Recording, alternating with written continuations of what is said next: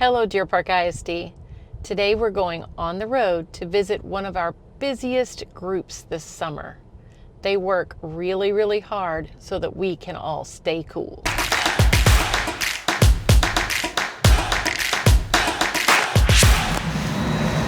Just putting the old blanket on the AC unit. These are the air filters. These don't look anything like my filters at home. Oh, I see it, the blanket.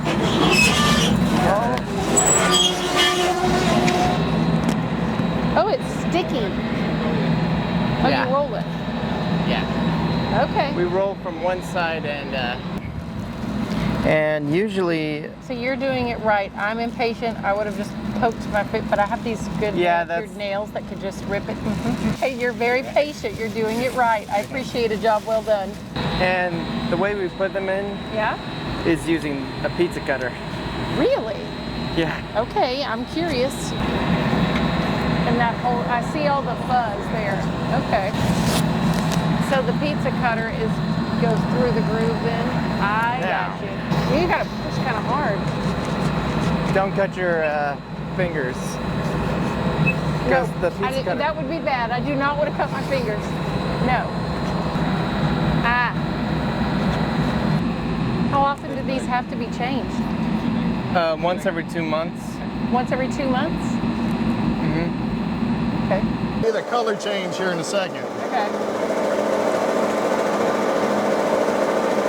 A lot of times I'll do like 2, maybe 3 times. Yeah. On the same, each one. Each time it should get less and less color. Like, As it gets cleaner. It's Clearer and clearer. it's gonna shoot out kind of dark. Okay, so now I'm gonna feed it through again. Yep, you can do it one more time. It does wear on your hands doing this that many times. And once you get close to the end, you just let off your foot.